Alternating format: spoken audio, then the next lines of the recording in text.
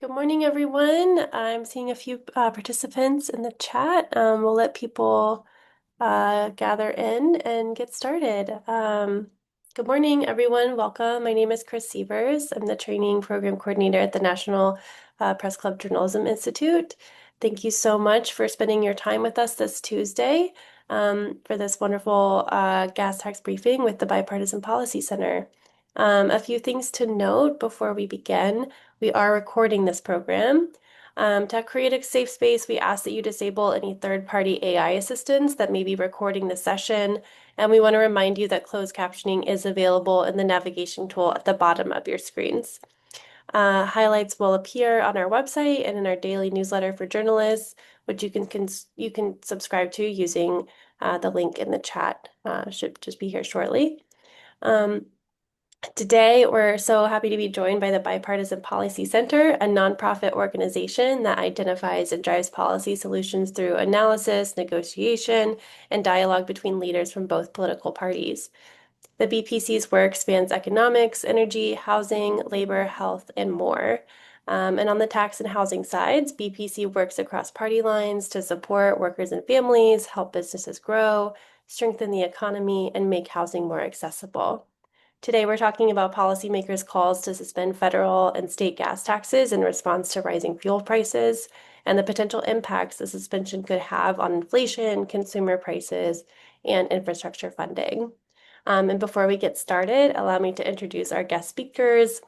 Andrew Lautz is the Director of Tax Policy for the Bipartisan Policy Center. He is responsible for leading the organization's federal tax policy portfolio. He conducts research, develops policy recommendations, and engages with lawmakers and stakeholders on a variety of tax issues, including the child tax credit and international tax reform. Also, we have Andy Winkler, who is the Managing Director of Housing and Infrastructure Policy at the Bipartisan Policy Center. He helps lead the policy initiatives and staff of the J. Ronald Terwilliger Center for Housing Policy. He manages the BPC's Disaster Response Reform Task Force, a bipartisan group of emergency management and disaster recovery experts launched in 2020. We're so happy to have you both. Thank you for being here. With Andy and Andrew's help, we will focus on how federal and state gas taxes work, the historical tax record of gas tax holidays, potential impacts of inflation, consumer prices, and infrastructure funding. Key data points and reporting angles for journalists covering the issue are, of course, what we're hoping to get out of today. We ask that you remain respectful of others in this group and the time we're sharing this morning, to create a safe space. We ask that you disable any third-party AI assistants that may be recording this session. And we want to remind you that closed captioning is available in the navigation tool at the bottom of your screen. Please feel free to submit questions using the chat or Q&A feature. Your questions will be addressed throughout the program, and we'll make time for questions, absolutely. And let us know where you're tuning in from. And excuse my cat, please, in the background. That's working from home. And now I'd like to turn things over to our tax and infrastructure experts in the room, Andrew and Andy. Great. Thank you so much. We're thrilled to be with you today. That was a great introduction, but I'll briefly go through. I'm Andy Winkler, as you said, the Managing Director of Housing and Infrastructure at the Bipartisan Policy Center, joined by Andrew. And we're here because the federal gas tax is in the national conversation, and we want to make sure that all of you and the policymakers that most of our work is targeted towards have all the underlying facts and understand some of the trade-offs inherent in the policy options being debated, regardless of where the politics of this ultimately land. So for this presentation, I'm planning to cover sort of the first half, the mechanics of the gas tax, how it funds America's roads and transit systems through the Federal Highway Trust Fund, and why that fund is facing really serious financial challenges. And then Andrew is going to take the reins for the second half, walk through gas tax holiday proposals, what the evidence says about various consumer savings. You could see the fiscal trade-offs of the debate there, and key questions you all might be asking as you report on this. So before we dive in, I did want to flag we do have kind of a handful of resources that we've published on all of these topics that are linked later on in the slides and are all on our website. I see some are being shared in the chat too. So, we'll make sure you have all of those. And please don't hesitate to drop in a clarifying question in the chat or Q&A function or whatever it might be. And I know we're leaving some time at the end of the presentation too for Q&A. So please do have those questions ready for us. So about BPC, if you're not familiar with us, thanks, Andrew. Sorry. We are a DC-based think tank, and we've been bringing together Republicans and Democrats on various policy issues for about 20 years. And we work across the political spectrum, and it's not a bipartisan in name only thing. We really approach every policy issue considering all views and work to find consensus on them. On transportation specifically, BPC has really long-standing experience. It's been an issue, a topic that we've worked on since our inception, both from a tax perspective, infrastructure finance, and funding. So all sides of the issue. Next slide. Like I said, I help to lead a handful of different things here at BPC, including our transportation work with my colleague Zan Fishman on our energy program. And we have been pretty closely following the debate over the reauthorization of the Infrastructure Investment and Jobs Act, the long-term surface transportation bill currently governing our transportation programs, as well as sort of the debate over the gas tax, how it supports the Highway Trust Fund, and the solvency issues that the trust fund faces. And then Andrew, of course, leads our tax policy work and has done a lot to look at the fiscal implications of the federal gas tax holiday in depth, and has developed a really cool interactive feature, a gas tax holiday calculator on our website that updates with gas price data. Andrew, anything else on your end? Nope, all good, Andy. Back All to you. good. Thanks. Okay. So between us, I think we pretty much cover sort of the full scope of the issue, how transportation is financed, what it would mean to change that financing, and sort of the federal budget consequences of any of those changes. So next slide. And like I said, we're going to talk a little bit about the basics of the gas tax, as well as some of the debate over a gas tax holiday being considered as a result of some of the recently high prices. And so the gas tax, I think, as you all are thinking about reporting on the topic, it can seem at times like a relatively minor thing. It's less than 20 cents on a gallon of gas. But it really is sort of the backbone of how the United States finances roads, bridges, transit systems across the country at the federal level. And I think perhaps two of the most important things you can see here, one is that, it's been frozen for a really long time. We have not changed the federal gas tax, which is just over 18 cents per gallon for regular drivers, slightly higher for diesel. We haven't changed it since 1993, over 33 years ago. And that revenue goes into a dedicated fund, unlike some other sources of federal revenue, the Highway Trust Fund. And that's also in serious financial distress, in part because of not changing the revenue source over time. But there are a few other dynamics at play too that we'll get into. So a couple of quick things, the federal gas tax is an excise tax on motor fuel. It is not actually collected at the pump, which a lot of people, I think it is. You are paying it when you buy gas, obviously, but it's actually collected at the refinery level. And so that's a kind of an important concept, I think, when we start to talk about a gas tax holiday and how drivers either see or don't see those savings. It's in part because they are not directly paying the tax right at the pump. Current rates, I talked about, just under 20 cents per gallon, which has not changed since 1993.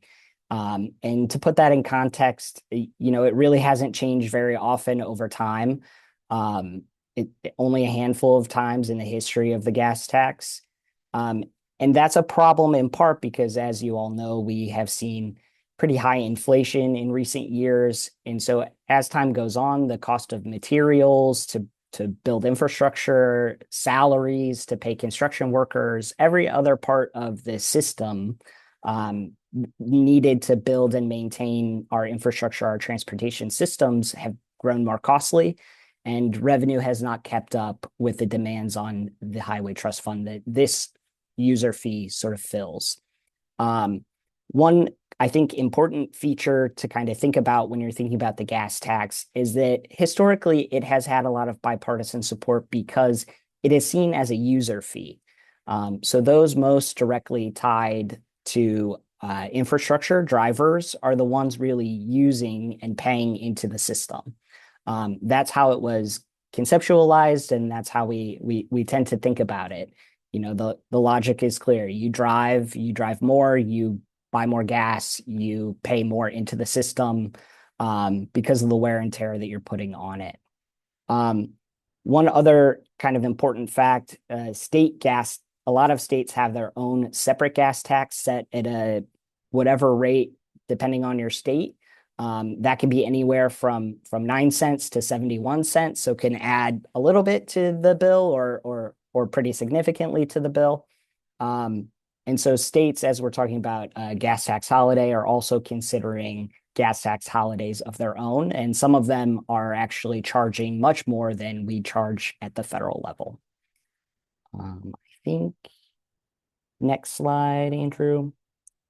So the Highway Trust Fund, as I mentioned, it's essentially just it's a fund in name only. It's a budget kind of mechanism, and Andrew can get into that because really all revenue is revenue for the federal government. We're kind of pretending it's its own fund, but it does look and feel a little bit different than some other programs, but essentially the trust fund is filled by the gas tax as well as a handful of other smaller fees. And there are two accounts. There's what we call the highway account, which funds roads and bridges, anything you drive on. Mass transit account covers transit systems like subways that we think of here in DC, but also some bus systems and other transit systems around the country. That money is sort of distributed out mostly through formulas to states, not entirely through formulas. There are other types of programs, but mostly through formulas to state DOTs who have lists of projects that they want to fund, that they're required to have to spend that money. And uniquely, I think we have this trust fund system in part because infrastructure projects are long-term. A bridge, a highway, developing it can take anywhere from a couple of years to a decade or more to line up all of the money, to do the actual construction, to test it, to open it. And so in part, the trust fund sort of mechanism was one designed so that this specific source of revenue could go into a pot of money to be distributed, but also because it operates slightly differently than some other programs because states need sort of long-term certainty to plan such large projects. So it's designed intentionally to insulate it a little bit from how other types of programs work, because it really would not work to just have, every year a totally uncertain amount of money coming in to be able to plan such large kind of capital projects. So typically federal transportation programs operate through multi-year surface transportation reauthorization bills. So what we call the Bipartisan Infrastructure Law, or Infrastructure Investment and Jobs Act, is coming due at the end of this fiscal year, so September 30th, 2026. So as we're talking about the gas tax and as we're talking about providing a holiday, Congress is also actively figuring out how do we pass another surface transportation reauthorization, which, like I said, is typically 5 years. It does vary over time historically. It's been slightly longer than that, slightly shorter. There's no specific rule, but that's usually what Congress aims for. The House Transportation and Infrastructure Committee has already put out a surface transportation bill. It passed out of committee. The Senate is a little behind them. They have not released any text yet. But either a long-term reauthorization bill or a short-term extension, kicking the can down the road, as we like to say, needs to pass before the end of this fiscal year. And I think uniquely, the surface transportation bill that we talk about is slightly different than the appropriations process that is also going on at the same time. You know, these surface transportation bills set kind of spending levels for various transportation programs, but it is up to the appropriations committees and the process that takes place usually every year. They are not required to, but typically follow the lead of the authorizing committees through this long-term surface transportation bill. So they help set the levels, but it is also up to appropriators to then kind of follow through on those levels. And we can get into the mechanics and specifics of that if we want to. So one quick thing here, you can see, as I mentioned, the gas tax as a revenue source for the Highway Trust Fund is eroding in value over time because it does not keep pace with inflation. But a couple other dynamics are at play too. We have increasing fuel efficiency of vehicles, increased EV ownership of vehicles. We also have demand for greater infrastructure spending, because if we think about transportation projects, you don't just build them and then they, last forever. We have infrastructure that was built decades ago that is coming due because we haven't maintained it well. We've grown as a country. We have more people. We have bigger cities. We are constantly building new things. So it's both new and higher demands on this fund, and at the same time, a revenue source that hasn't kept up with those demands and increasing prices of everything else. So you have, like I said, everybody's salaries and materials and all the other things that go into a transportation project are putting additional fiscal pressures on this fund. Next slide, Andrew. So like I said, this is creating what we call a solvency issue for the Highway Trust Fund. We have all of these demands and a gas tax that has not kept pace. Like I said, construction costs are up 30% since 2022, and that's really eroded sort of the value of the last surface transportation bill. We all felt, I think, really good about the bipartisan infrastructure law. It was a bipartisan compromise. It increased spending on some programs that really needed it. But at the same time, we did not fully pay for the bipartisan infrastructure law. We didn't address the solvency issue of the trust fund. We provided general revenues to cover the gap, and in essence, kicked the can down the road to where we are now. So as we debate the current transportation bill, we again have a gas tax that doesn't fully cover the spending that we want to come out of the fund, even though the simplest solution would be to increase the gas tax to help keep pace and to cover what sort of revenue we have lost by not tying it to inflation.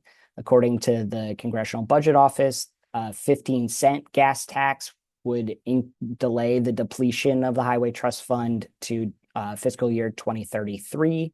But as we'll talk about, that's been politically difficult and divisive since the 90s to be able to do, or we would have done it already. So options to fix the Highway Trust Fund, a couple of things to just quick flag. Like I said, the simplest solution is to index the gas tax to inflation to help it keep pace with rising costs elsewhere in the economy. Congress could do that. It would need to increase it to about 40 cents from the current under 20 cents for the gas tax to make up the value that it has lost since 1993 when it was last changed. 10 states use either floating or indexed state gas taxes that do change over time. Similarly, that is the simplest solution, but it is very politically difficult to increase gas taxes. That's the experience that we've seen in recent years, so much so that no one has even really truly considered it until very recently. The second option that I do think many members are interested in is to enact some type of fee on electric vehicles. It could be an annual fee collected at registration, or there are other types of models that have been tested to charge at the station level. And in part, that is because EVs do not pay into the system. They're electric, so they're not buying gas and they're not paying into the fund. And the essential premise of the Highway Trust Fund is that the people who use it pay for it.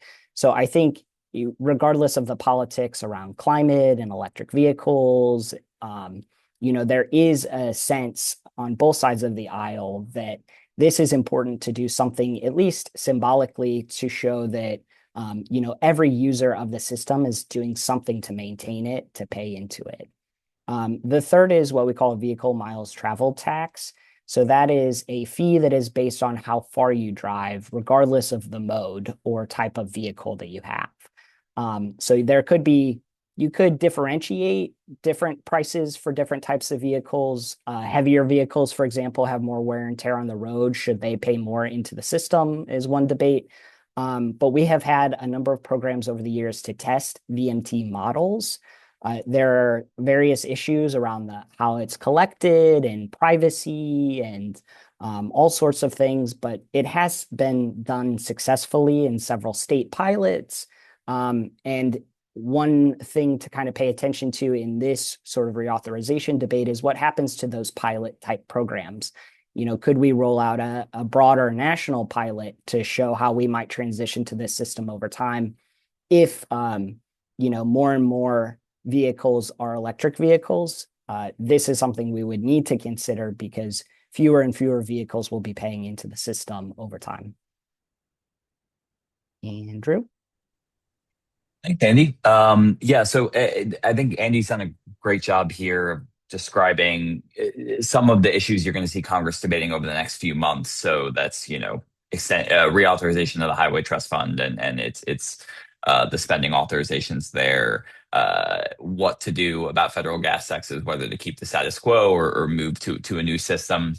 I'm going to talk about the issue that's been hot really for the last couple of weeks, which is this idea of a gas tax holiday, and this has been, as Andy mentioned, considered and debated at the federal and state levels, and has even been implemented in a few cases at the state level. So we'll talk a little bit about that. This conversation, of course, first started kicking up when gas prices shot up after our military action in Iran. There is a correlation, I think, between where gas prices are at and the interest and fervor for a gas tax holiday. The irony, at least at the federal level, is that because the federal gas tax is a fixed rate, it is not a percentage of the price, it's a fixed rate. The higher gas prices go, the less of an impact a federal gas tax holiday would have on prices on overall prices at the pump. And so, that's been an irony that we're kind of confronting. But the first major proposal we saw here was from Senators Mark Kelly and Richard Blumenthal, two Democrats in the Senate, and then Representative Chris Pappas, a Democrat from New Hampshire, in the House. And their proposal would have suspended the federal gas tax from, I believe, enactment, whenever that date would occur, through September 30th. So through the end of the current fiscal year, federal gas tax holiday under their bill would end on October 1st. And so you'd see that pop back in prices, of course, when the holiday ends. President Trump kind of threw fuel on this fire, no pun intended, when last month he expressed support for a federal gas tax suspension. I think at first he and his administration were saying, hey, well, the states should take action before the federal government does anything. And there's a point to that, as Andy mentioned. In most states, the state gas tax rates and fees are higher than the federal gas tax rate, which has been, just over 18 cents a gallon for decades now. But President Trump, I think, leaned further into suspending the federal gas tax a couple of weeks ago in May, and that really kicked up discussion around this. That discussion has died down in recent weeks. I think some congressional leaders threw some cold or maybe some lukewarm water on the idea. And we've also seen a decrease in gas prices in recent weeks from their previous highs. Now, gas prices are still quite elevated. I think the average today is about 4.16 a gallon for regular. If you treat the pre-war price as being just about $3 a gallon for regular gas on average across the country, that's still a 39% increase from pre-war prices, although at its peak it was a 50 or 60% increase from pre-war prices. And so they have come down a little bit. And what most federal proposals would do, and Andy was talking a little bit about this dynamic, you have three options when faced with the cost of a federal gas tax holiday. And we can get into it a little bit on the next slide, but it costs roughly $2 to $3 billion per month to suspend the federal gas tax, depending on which taxes and fees you're suspending. You can pay for it with some other spending cut or tax increase. You can take it out of the highway trust fund, which ultimately has a negative impact on the road, bridge, and highway projects and transit projects that are being funded by the highway trust fund. Or you can make the highway trust fund whole and basically take from Treasury's general fund from general revenues to make up for that gap. And most of the federal proposals we've seen have taken that latter option, that third option. And the downside there is then we are increasing our federal debt and deficits. And most folks on the call probably know this, but we are running multi-trillion-dollar deficits every year in the federal government, while this holiday would be a relative drop in the bucket for already high levels of federal debt and deficits. Our view at BPC is that is, of course, moving in the wrong direction. We are adding to debt and deficits rather than reducing them. And as Andy mentioned earlier, a few states have toyed with this. Perhaps lawmakers and elected officials in your states are considering this themselves, but we've seen a few states actually do it.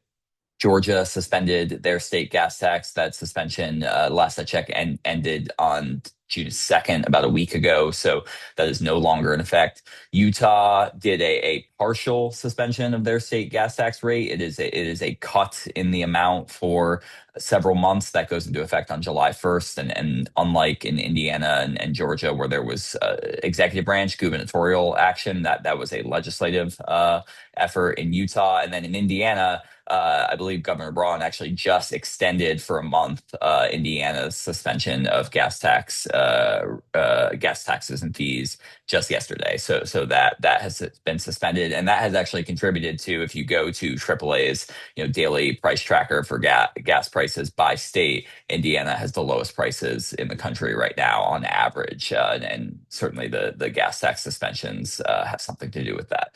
But what I think is potentially a common misconception, or at least has surprised a couple of reporters I've talked to, is that Congress has actually never suspended federal gas taxes in its 70-year history. And maybe that's surprising because a lot of people have proposed it or discussed it over the years. It's often one of the first options that policymakers reach for whenever gas prices shoot up. It's never actually been done by Congress before. So if Congress were to suspend the federal gas tax, it would be the first time in the history of the federal gas tax. And I'll note the president, the executive branch, cannot do this unilaterally. This has to be through an act of Congress. So the key question, of course, and the question that you are probably asking policymakers in your area that your readers will want to know is how much does this actually save you at the pump? We know it does. We know a federal gas tax suspension, or for that matter, state gas tax suspensions, would save drivers at the pump. But we've been, a lot of our research has been centered around contextualizing that in the price run up and trying to explain to readers in a simple dollars and cents way how much would you actually save. And so we did a literature review. We reviewed some previous academic studies trying to pinpoint this. And arguably the most influential recent study we looked at was one from the Penn Wharton budget model in 2022, and they looked at the state gas tax holidays that took place in 2022. And this was a few states suspended their gas taxes after Russia's invasion of Ukraine pushed up gas prices. And what Penn Wharton budget model found, and I'll note that broadly this is consistent with what we've seen in other literature. So Penn Wharton's findings were not an outlier in the academic literature, is that somewhere between 60 and 90% of the savings actually get passed on to drivers at the pump. It's not a full pass through. And so what that means is that yes, perhaps the majority of a federal gas tax suspension or state gas tax suspensions flow through to drivers at the pump, but it's not 100%. Some of that is captured by other parts of the supply chain, gas stations, refiners, oil producers. So it's not a full, it's not like if you have a 50 cent per gallon state gas tax suspension that all 50, that means prices will drop 50 cents per gallon the next day or the next week. It's less than a full pass through. And so, what our analysts, Fred Hernandez and Tatiana Klett, estimated in their review was that a federal gas tax suspension would likely result in 10 to 16 cents a gallon in savings at the pump for drivers. And compare that to the dollar plus per gallon run up in prices since the conflict began. We're talking about savings of a couple dollars a month, depending on how often you fill up your vehicle, how big your vehicle's tank is, how fuel efficient your vehicle is. And we wanted to help readers further understand this. So as Andy mentioned earlier, and I believe we've linked to this in the chat already, we have an interactive calculator that we hope is a good resource, not only for reporters and policymakers, but also just for everyday readers of BPC's research.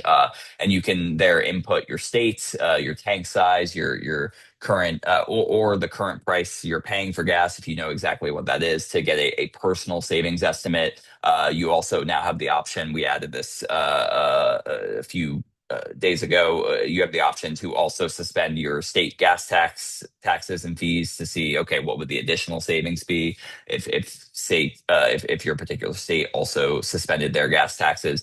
And what it shows you, and we have a screenshot here on the right, is that again, compared to the run up in prices, which I checked the math just before this webinar. It's anywhere from 15 to 20 bucks for a sedan, 20 to 25 bucks for an SUV in terms of the extra cost of filling up your tank as a result of the run up in prices since the start of the war.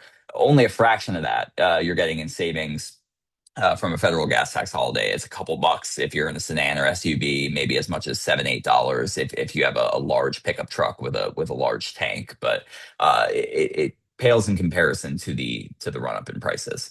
And so, in addition to contextualizing the benefits of a gas tax holiday for readers, our researchers have also been trying to highlight the hidden costs. And we've talked about some of them already, so I'll just highlight them in brief here. The fiscal impact, of course, it's billions of dollars per month. If Congress wanted to do a long federal gas tax suspension, something say longer than a few months, we'd be talking about tens of billions of dollars rather than just single digit billions of dollars. And if Congress isn't paying for it, they have two choices. They can take it out of the Highway Trust Fund, which of course has an impact on existing spending. It may not have an impact literally.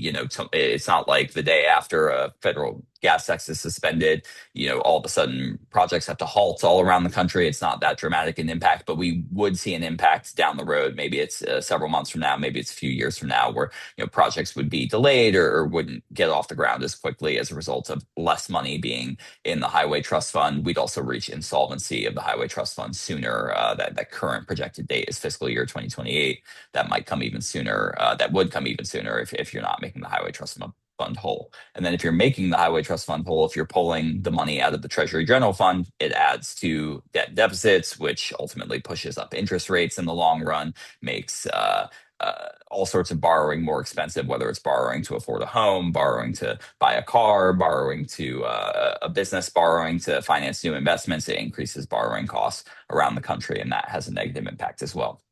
There's also this precedent issue, and Andy talked a little bit about how the debate Congress is having and about to have over Highway Trust Fund reauthorization and extension.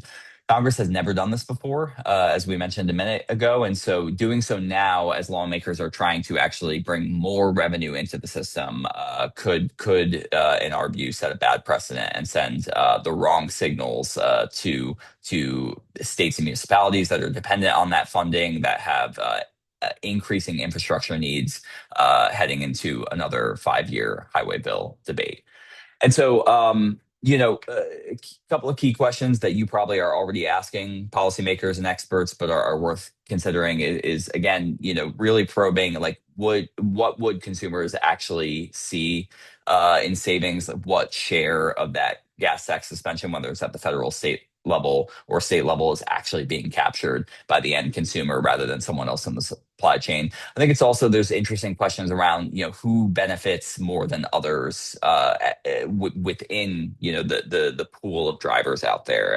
And, there are interesting questions there. I think rural versus suburban versus urban, long commutes versus short commutes, socioeconomic status, low income drivers versus high income drivers. There's all sorts of interesting research in this field, and these are questions worth asking as this debate continues. And again, while the federal gas tax chatter has decreased in recent weeks, it could increase again, either because of a post or a statement from an elected official, including up to the president of the United States, or if gas prices run up again and we see $4.50 a gallon or even more, you could see the shatter increase. So it's an issue we're going to continue to monitor closely. With that, I will wrap the presentation and turn it back to Chris for any questions. Thank you so much for joining us today. Thank you so much, Andy and Andrew, for such a thorough and important presentation. And we're all learning a lot, as certainly I am. Again, a reminder to our folks watching, you're welcome to drop some questions either in the Q&A function or in the chat. We'll be monitoring those. Or if you just want to say hi and where you're tuning in from as well. In the meantime, I certainly have a few questions. You just mentioned it about the statewide gas tax holidays versus federal, and I was wondering, Andrew, if you could maybe talk a little bit more in depth about what those differences are, and or how they impact both the consumer differently, and also those how those funds work differently on the federal and state level. Sure. And Andy, maybe I'll turn it to you on how the states utilize their gas taxes, and whether they have like similar trust fund systems or not, because that's outside my area of expertise. But on the holiday question, I think what our calculator shows, and we talked about this a little bit during the presentation, but state gas tax rates are often higher than the federal gas tax rate. In fact, I think the average across the 50 states is around 33 cents per gallon at the state level. California is the highest. That may or may not be surprising to folks, but 71 cents per gallon is just the state gas tax rate in California. The lowest is actually Alaska at 9 cents per gallon. So, it obviously varies by the state, right? And there's also the literature has some interesting research on this, that you get interesting effects at the borders of states when one state suspends their gas tax and the other doesn't. You see both anecdotal, and we learn over time from academic literature, data-driven evidence suggesting that people do drive across state borders if it's a short drive to take advantage of a state gas tax holiday, if the state across the border has it and the person's home state doesn't. And so there are some interesting transportation consequences for different states suspending their gas taxes and others not. We generally anticipate the effects at the pump to be larger, right? If states do it as opposed to the federal level, that might have been some of what was motivating President Trump and his administration to say earlier in this debate that, hey, states should consider doing this before the federal government acts. But because a number of factors, not just the state tax rates, but also regulatory regimes and energy supply chains and relative adoption of electric or hybrid vehicles versus gas powered vehicles, because all of that plays a role in state by state impacts. I think you'd see very different impacts on consumer behavior, different perceptions of how much relief these holidays are providing from state to state. And I can just add on the kind of where the money goes sort of question. I think one maybe clarification from what I said earlier that might help is when we think about where federal funds go, there are many different transportation programs that have either sort of general eligible uses or very specific eligible uses. Some are competitive, some are formula based. But the vast majority of that funding goes to state DOTs to be able to decide where that money goes. And when we think about federal funding, we're primarily talking about support for our highway system and our transit systems. There's some caveats there, but those are the main buckets. So when we get into our car and we start driving, we think of the system as seamless, but there are many different owners of the different roads that we're on. Some are private, some are cities and municipalities, some are counties, some are states. So the funding that we talk about for a state gas tax is probably mostly going to state-owned and operated roads and bridges and transit systems. So if there's a suspension of a state gas tax, that probably affects that state's state-owned transportation infrastructure, but it could affect other things. States use lots of different sources of revenue to pay for the infrastructure that they own. Some of that is new development, but most of that is probably maintenance related. Because a lot of federal funding is primarily for capital projects too. So new infrastructure, not the maintenance of existing systems. So a couple caveats, and every state is different. Every state uses different sources of revenue. Every state collects different types of revenue. So it's hard to paint it with a generalization. I'd have to look at the specific state to talk about it. But like I said, every state is different. And to Andrew's point, the impact of a holiday or a gas tax increase or whatever it is will be felt very differently in different states, depending on the gas tax that you have, depending on the infrastructure needs that you have. Because the other caveat is that, you'll know when you cross state lines that not every state maintains their systems in the same way.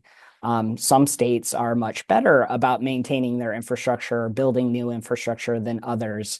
My partner's from Michigan, and he will decry Michigan highways as being terrible and horribly maintained because of the snow and everything else. I know they're trying to change that, but there are states that have that perception. So they have different infrastructure needs, and they have different kind of levels of good repair on different parts of the system. So one caveat for those listening, really think about who is the owner of the system of the infrastructure you're talking about, because it is not a seamless system. It is actually super fragmented, depending on the level of government that you're talking about and who owns it. Great, thank you for addressing both of those. And I've certainly had the experience, I'm sure many have, of driving across state lines, and you immediately see a difference in how those roads look. And you just touched on it, but I did want to ask, I know at least a couple of states, California, Maryland, have increased their taxes. Is that, you talked about it being unprecedented for a federal tax holiday, but what about the increases? Is that precedented? Is that on the state level something that we've seen before? Yeah, that's a great question. I don't have the statistics off the top of my head, but many states, since the federal government increased their gas tax, have actually increased theirs.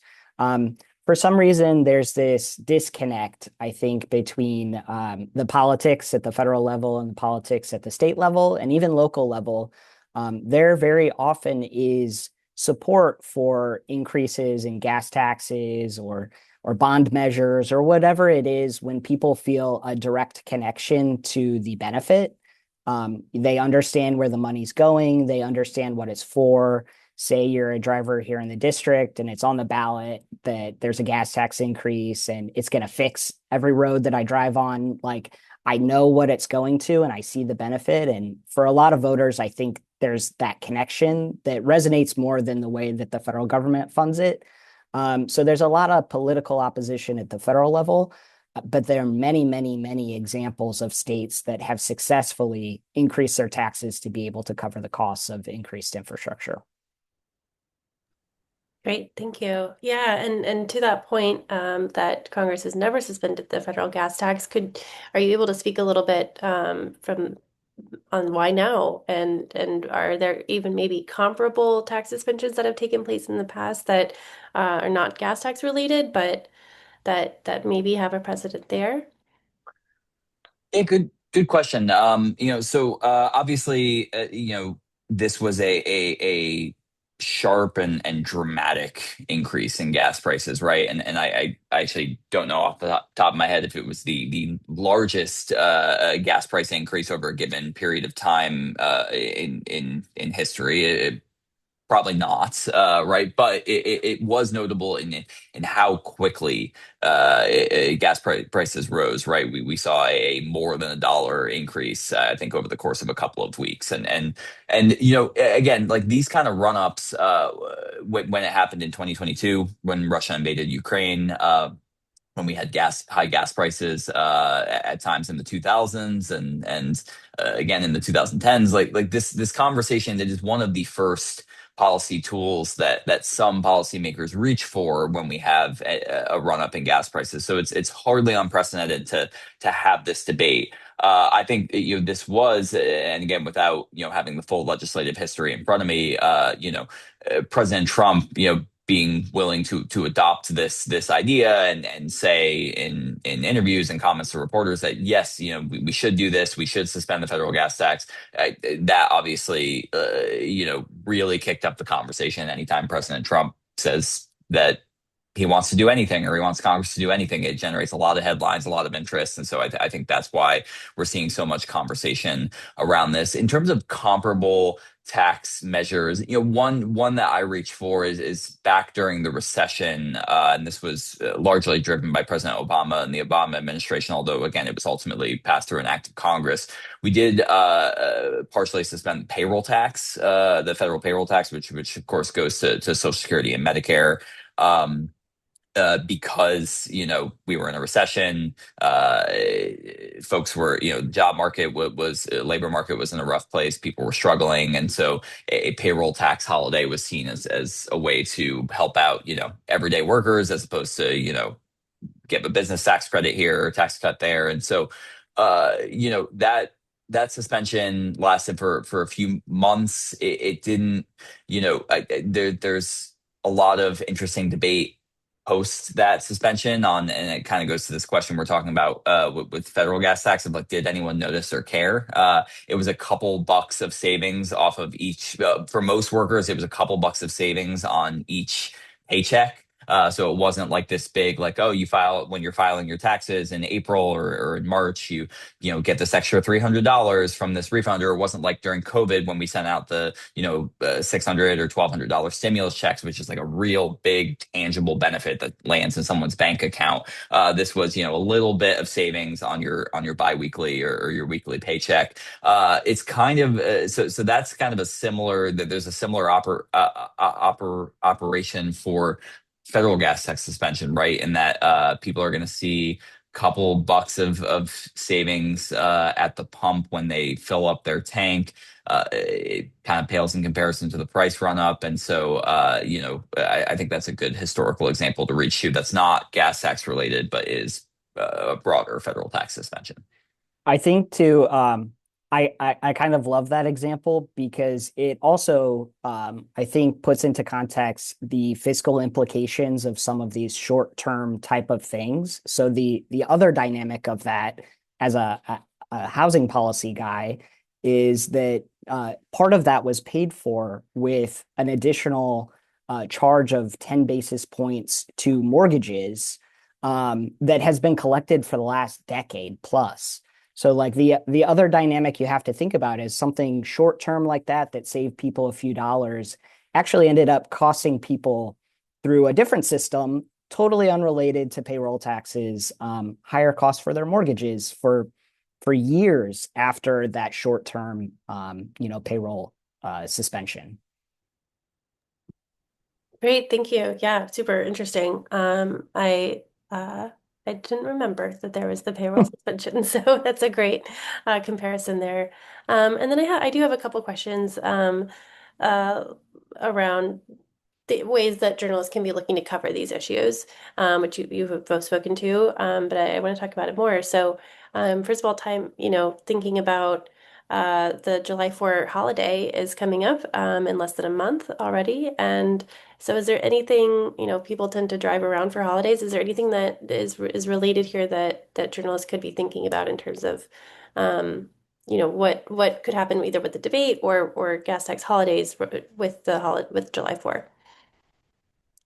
Yeah, I personally think yes. A lot of people do travel during the summer. They take vacations, they drive.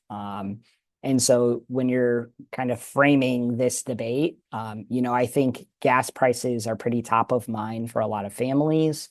Um, I often argue when we talk about a gas tax increase, that most people wouldn't actually be able to tell very much if we, for example, tied it to inflation. If we go back to that option slide, because gas prices historically they fluctuate a decent amount in any given year, probably much more than the 15 cents that we talked about would help to buy time for the solvency of the trust fund. But people do feel when it goes up from, I have a gas station on the corner of my street, and it went up from, just under $3 per gallon for gas to it's now 4.50. So like people can tell a $2 increase in the price per gallon. Will they really see and recognize and kind of relate, a much smaller amount? I don't know about that. But I think you're right. I think, summertime, summer travel, that's a pretty common kind of tie-in to talking about gas prices and how they're affecting families. I'd just add that, to the extent if you're a state or local reporter and you know that, a particular week or set of weeks, a lot of the public schools in your area are getting out of school, I think that obviously that's when a lot of families think about, going on summer vacation or planning trips, or even if it's just, the kids are no longer taking the school bus, but they have to be driven to summer camp every day. Like that's I think a time where a lot of parents, in particular, and families are thinking about the prices they're paying at the pump, and obviously that's diffuse. Like even in my home state of Connecticut, public school, half an hour down the road would get out 2 weeks earlier or 2 weeks later than we would. So that may not be any one point in time. So, to your question, Chris, if you're looking for a one point in time, I think July 4th is a good moment of reflection or writing on this topic. And then to state the obvious, and we are neither Andy nor I are foreign policy experts, but what happens overseas in the Middle East is going to have a major impact on gas prices, and honestly, the largest impact on gas prices. Right? It is what is driving the recent increase in prices, and so AAA has been a great resource for us. That website they have that has updates the averages both nationally and in the 50 states daily. Would definitely encourage any reporter on this beat to just check that website every morning. And if we start to see prices creeping up again, it's currently 4.16. If we start to see it get closer back to $4.50, we might also see this discussion both at the federal and at the state levels pick up. I think one other thing too that hasn't come up is the connection to prices elsewhere in the economy. So one other kind of point to think about tying gas prices to is other reportings of inflation. Increased gas prices do get passed on not just to we think about families, but truckers move much of the things that we consume any given day around the country. So freight costs are another one that gets folded into the price of goods and other things that we go to the store to buy. And so looking at broader measures of inflation is also a time to think about how gas prices are affecting inflation generally and the price of everyday items. Great. Yeah, thank you for that. And then just one more question, I think before we start wrapping up here. But to that point about, I know BPC has some great resources for journalists to use. You mentioned AAA. And in addition to those, who should journalists speak to when they're reporting on proposed gas tax suspensions? Andrew, you want to take this one? I think you had a slide. I did, and I skipped over it. Sorry. Yeah, no. Obviously there's a lot of great experts in the transportation sector, in addition to Andy and his colleagues on our infrastructure team. And Andy, please jump in after me, and if you have any organizations or experts you'd specifically cite. Energy Information Administration (EIA) is a great data source. I actually don't know to the extent that they make their staff available for interviews, but I'm sure they have resources for medium reporters, and they have data that, unlike AAA, doesn't update on a daily basis, but they're often updating various points of their data on a weekly basis, on a monthly basis, and so they're great, and they have granular data at the state level. They have really great projections. So if you're looking into how are EVs and hybrids going to impact the driving outlook in America in the years ahead, they have projections going out several decades, and you can quibble with those projections. People can and do disagree with them, but it's a great resource. Yeah, I'd leave it there. Andy, anyone to add? I think on the understanding the impacts and the dynamics at the state level, state DOTs really are great. They have sometimes similar forecasting abilities that they need for transportation planning purposes, figuring out the roads and bridges they want to build in the future. So they have similar sort of capacity to EIA in thinking about how the gas tax is needed, the revenue they're gaining, the prices, gaming it all out.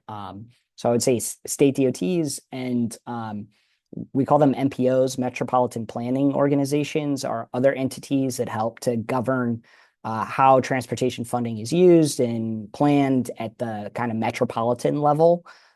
So they're another great resource. They work closely with state DOTs, and they would know sort of what projects, for example, they have in the pipeline that could be affected if they have less revenue. They have a good sense of kind of the material impacts in your community of any type of change in transportation policy.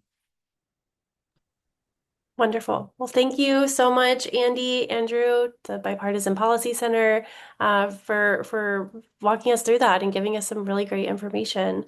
To our audience, we'll share a link to the recording soon, along with resources shared during this briefing and some takeaways. The National Press Club Journalism Institute is proud to produce programs like this at no cost to journalists across the U.S., with the mission of powering strong journalism in the public interest. If you'd like to support us in this work, we hope you'll consider making a donation today. Our link to donate should be in the chat shortly. And please spare a few minutes to fill out a survey to tell us how we did today and help us improve our programming. And that link is in the chat as well. And we hope you'll join us next Tuesday, June 16th, for our upcoming webinar called Reporting on Public Health in the Current Political Environment. Journalists from KFF Health News will explore how reporters can gain audience trust and navigate misinformation while producing accessible, fact-based journalism. We hope to see you there. Andy and Andrew, thank you again so much, and thank you all for joining us. Have a great rest of your day. Thank you. Thank you.